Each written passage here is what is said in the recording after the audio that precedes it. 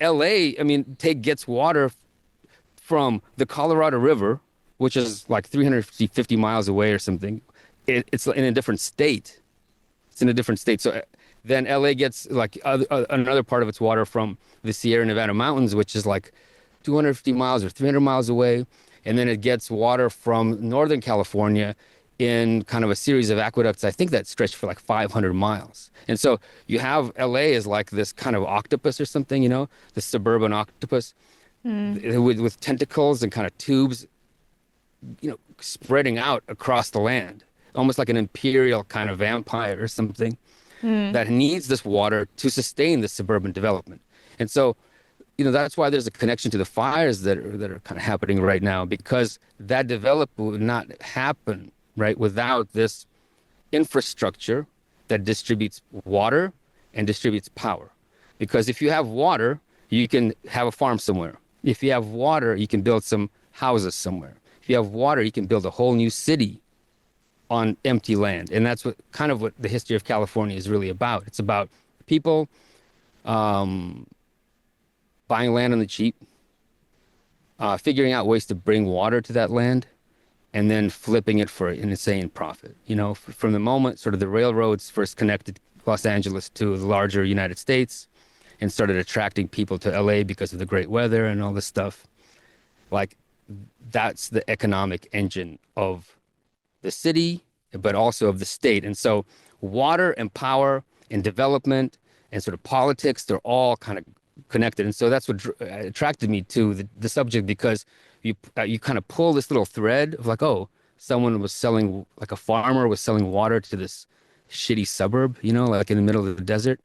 Like, and you pull the thread and suddenly you like a whole sort of almost like, like the ruins of of an ancient civilization or something that like kind of pop up from the sand that you can sort of see like, wait a second, there's this whole edifice there. This is like the structure of society.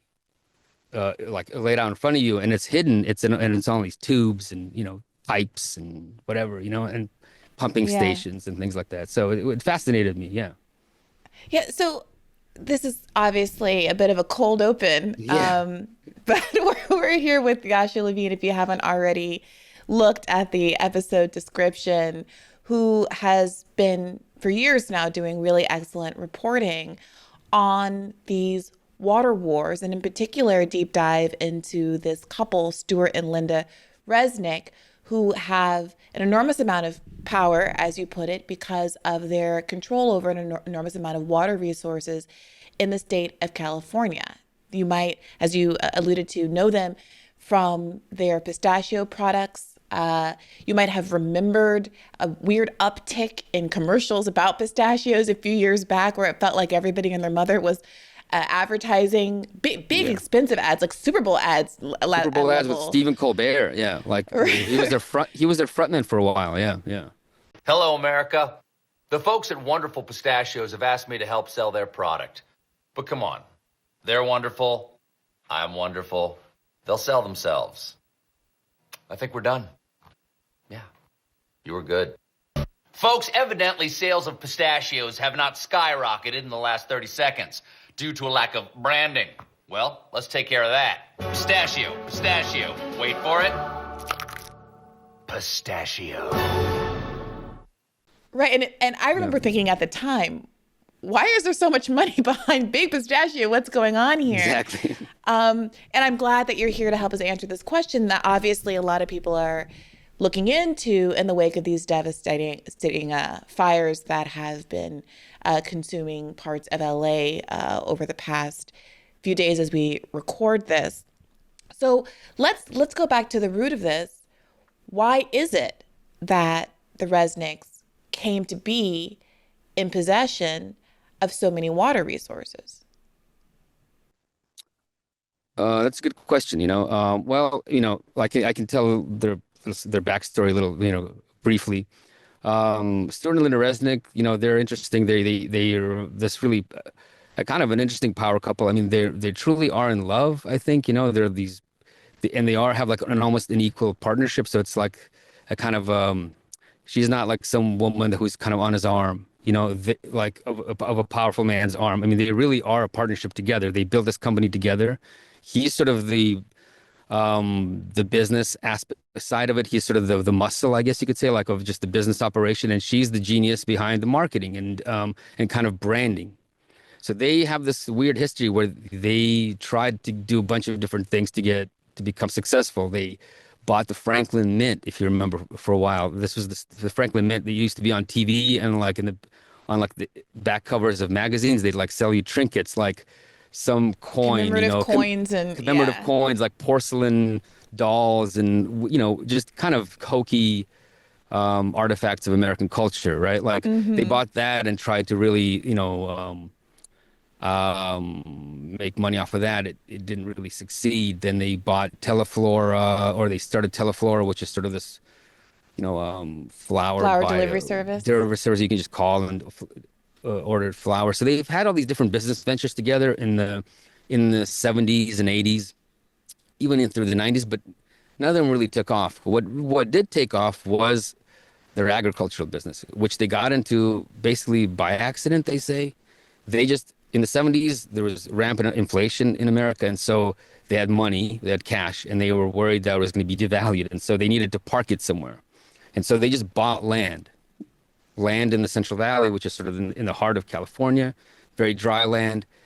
And some of this land had farms on it, had like orchards of citrus orchards, like oranges and mandarins and lemons and things like that, and some pomegranates and some other things, and some pistachios as well. And so they just had this land sitting around, it was probably making them a little bit of money, but it was really just like a way of basically stuffing money under the mattress in a way that won't lose value. But Linda, I think, kind of saw an opportunity. She's like, wait a second, produce, is kind of generic in America. You go and buy an apple. There isn't like a branded apple, like the apple, or you go and buy a pomegranate. It isn't like a branded pomegranate, or you buy an orange and it isn't like there's like Sunkist or something, but they're not like really identifiable brands that people go to the supermarket to buy that particular brand of oranges or something, And so she saw a kind of an opportunity there, like, wait a second, we can brand, kind of make our own produce with a brand, and so make it have like brand recognition of generic produce. And so that was kind of her genius in a way, and she kind of took it, and so they started doing that for all sorts of things. They started doing it for pomegranate juice and sort of this kind of cute little bottles. They started, that was their beginning. But then they moved to pistachios, and they realized, wait a second, there's this whole market that's untapped. We can grow pistachios, but no one's eating them. So we can essentially force people to eat pistachios, but through the power of marketing, through the power of advertising, we can create a market, we can create demand. And that's exactly what they did. And some of what you saw was like them really pushing it to a high level. Their market existed. It worked. I saw Khloe Kardashian eating those pistachios. And the thing is, pistachios are good. And sometimes they're good, and they're healthy. They're healthy. Yeah. They're healthy nuts, but like they're not part of American culture really. Sure. They're not like, it's not like peanuts or, they just aren't. So they single-handedly, it was like Linda Resnick, through her marketing kind of prowess and through her strategizing, essentially foisted pistachios on the American people. And the way that they got water rights, so this is just sort of their farming business, and now it's a multi-billion-dollar farming operation. They do almonds, they do pistachios, obviously they have all sorts of like, branded mandarins, like cuties, or they have different types of different brands of mandarins. They have a whole wine business. They have something else I'm forgetting now. But it's like they sell like, I don't know, chemicals for, agricultural chemicals for sort of the agriculture industry. It's like a vertically integrated agribusiness, that's global in scale. They also own Fiji Water, which is weird. Fiji Water is the bottle of water that you get from, that comes from Fiji. So they also like take water from this poor island that where there's people don't have. Oh, is it actually supposed to be from Fiji? No, it's 100% from Fiji, from like the artisanal wells or something from Fiji, And Fiji is notorious for having, a lack of clean drinking water for its residents and for Fijians. And so they're taking this clean water from this poor island nation. It's just like, anyway, and marketing it to, Obama, I think was a big fan of it all the time. It was like on his, when he was doing any kind of conference, he was always drinking Fiji water. Anyway, so they're like a tiered, vertically integrated, family-owned, privately held agribusiness, right? And the way that they got that water was through the land that they bought. That land that they bought came with a certain amount of water rights. That land that they bought, and those water rights actually came from this aqueduct system that is run by the state of California.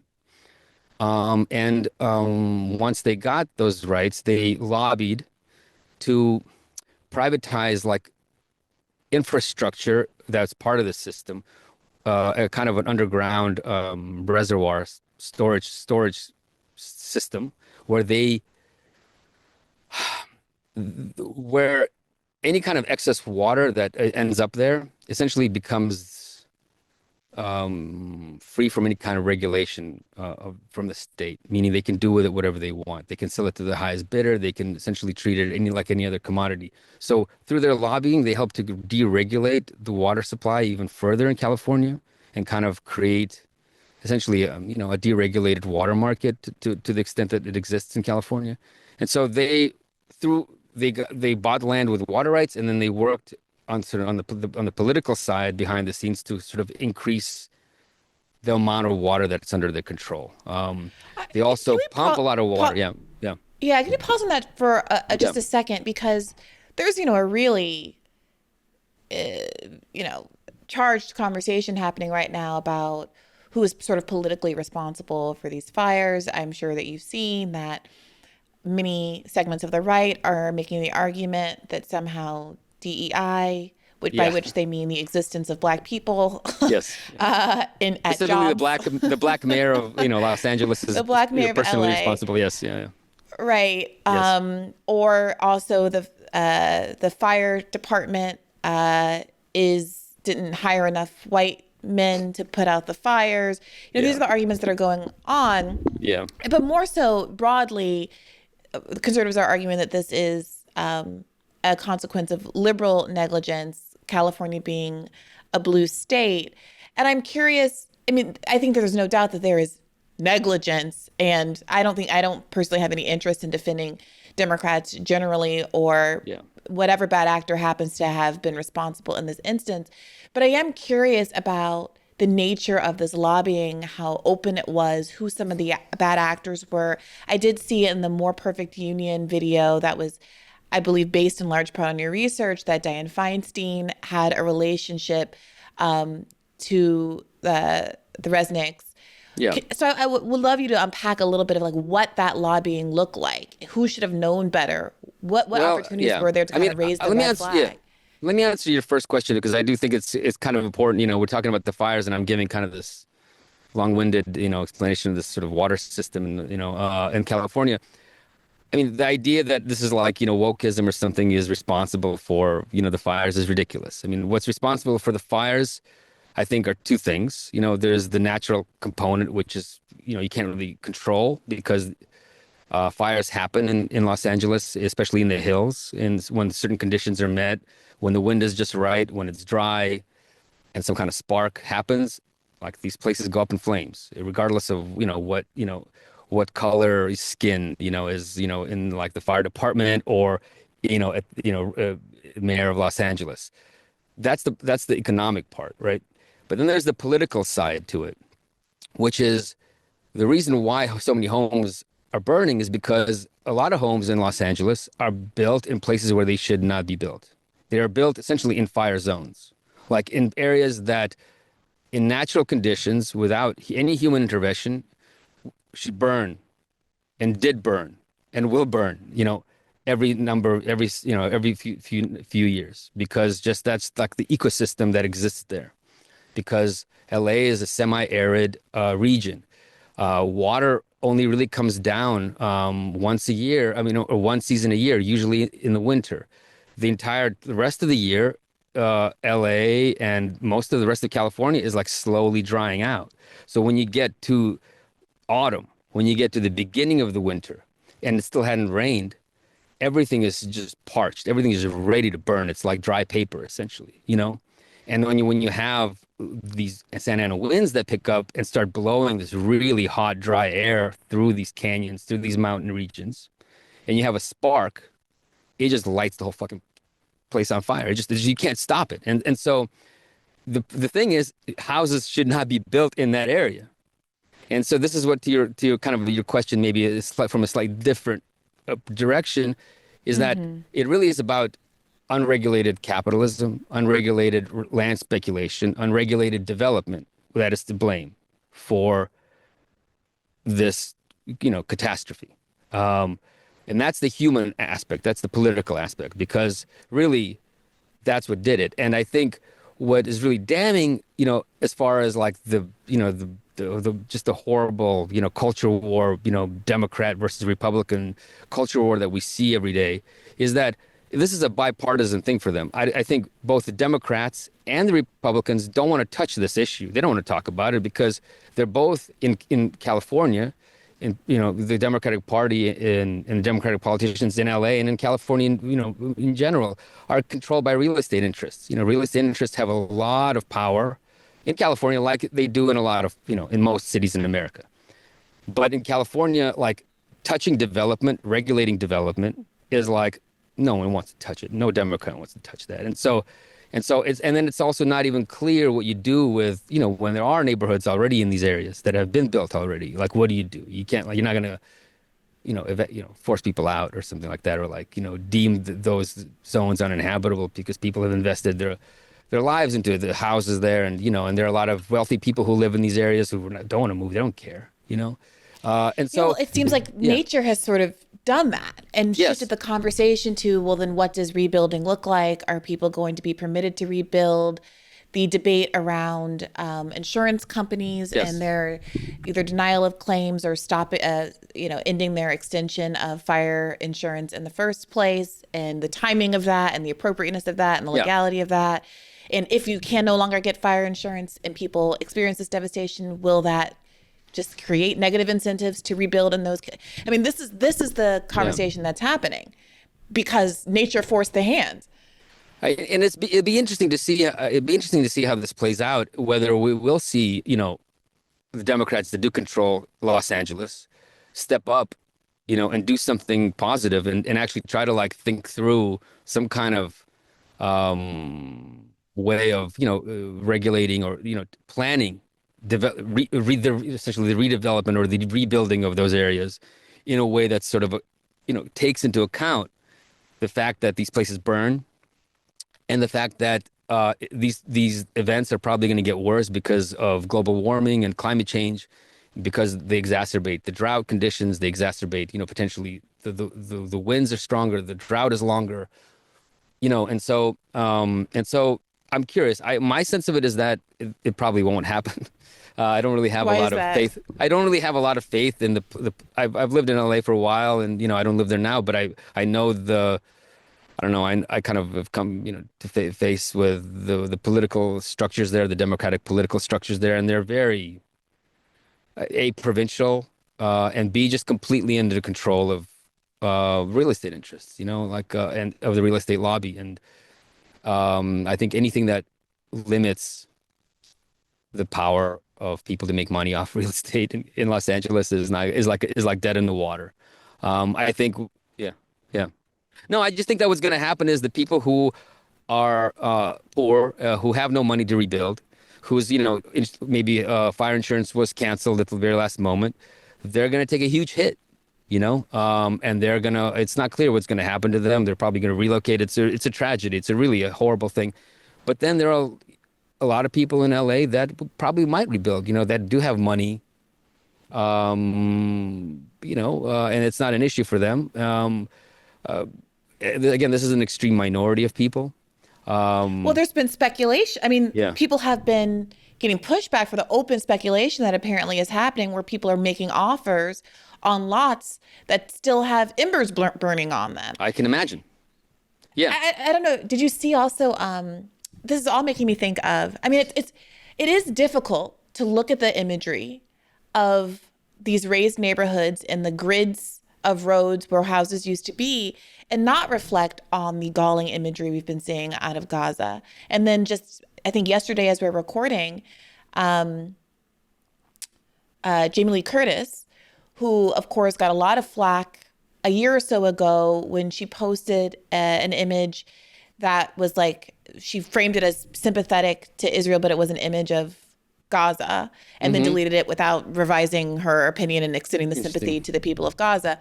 Recently said at an event talking about the loss of homes in LA, oh, this is, well, we can put the clip in so I don't mischaracterize her, but this feels like it's almost like Gaza, but also not going as far as to say that what's happening in Gaza is wrong. I'm born and raised in the City of Angels, and the entire City of Angels is on fire everywhere. Everywhere. The entire city of the Pacific Palisades is gone, you guys. I mean, literally my neighborhood, gone. My house tonight is still there, but I live in a different canyon, but the entire Pacific Palisades looks like, you know, unfortunately Gaza or one of these war-torn countries where awful things have happened. So, and there are fires now breaking out everywhere. So it feels totally bizarre to be talking about a movie, and yet, you know, it's a piece of art. Art will save us no matter what. And so I was thinking about that. I was thinking about the speculation that you see out of Israel over the real estate opportunities in Gaza. And I'm thinking about this like just horrific Hulu ad that played about a year ago, where there was just kind of like feverish excitement about the possibility of turning Gaza into Dubai.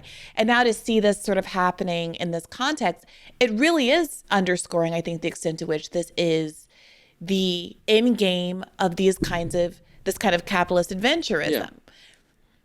I mean, look, you know, there's a lot of similarities between Israel and America. You know, they're both settler colonial societies that engaged in pretty, you know, massive genocide. You know, in California, I mean, this was shocked me when I found out about this, and I don't think it's widely known.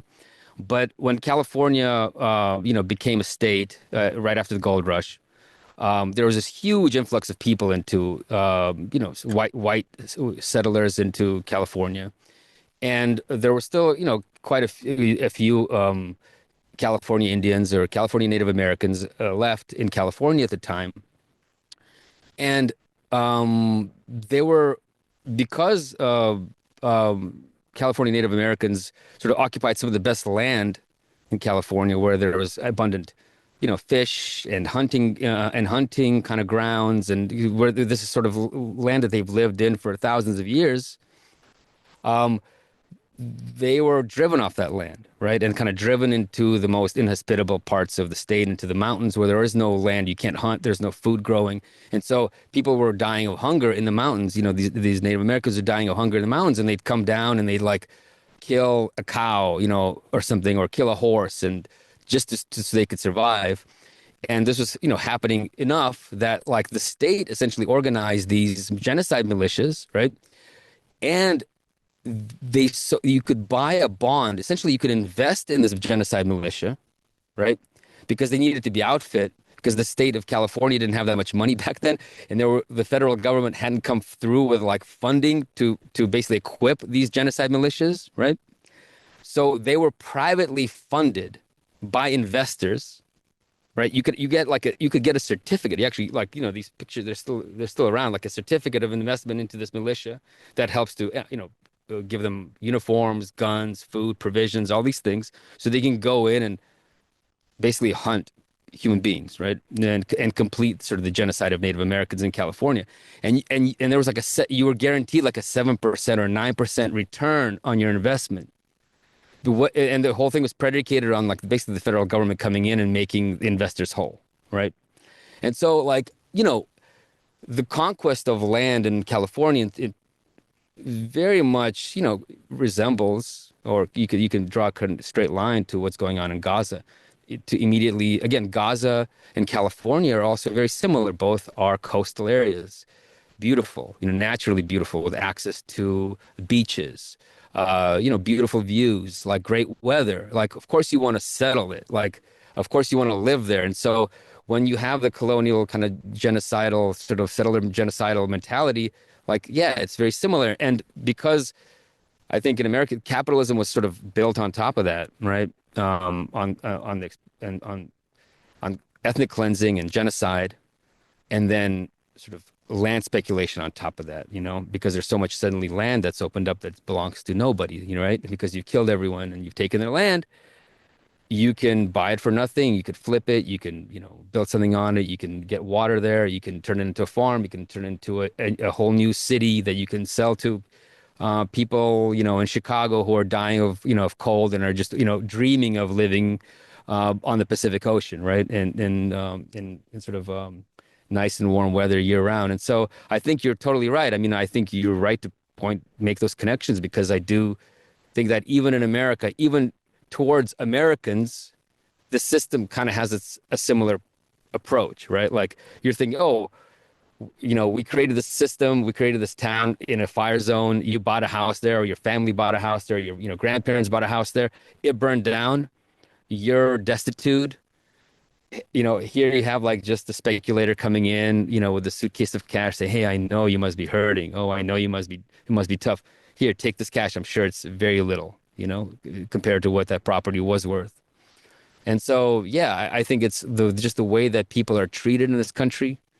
And then Yeah. if there was rebuilding on the site, there was this question of what happens when the next time this happens, inevitably. And the enormous cost. I mean, what is it, $50 billion so far, estimated cost of this?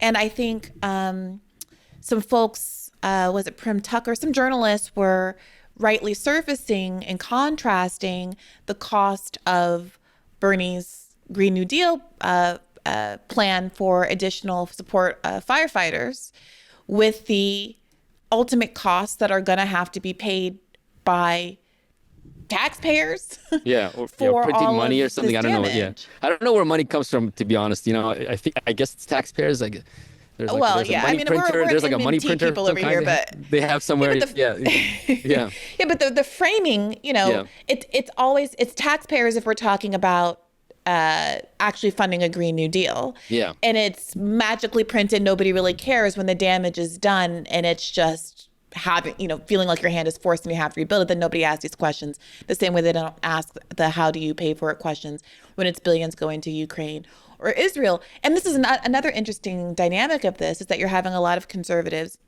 in the same way that they did around the Maui fire, surface the amount of money that America is willing to spend overseas, but doing so very selectively, talking only about money sent to Ukraine and not money sent to Israel, in a way that's sort of exposing the superficiality of the America First message of some of the people involved.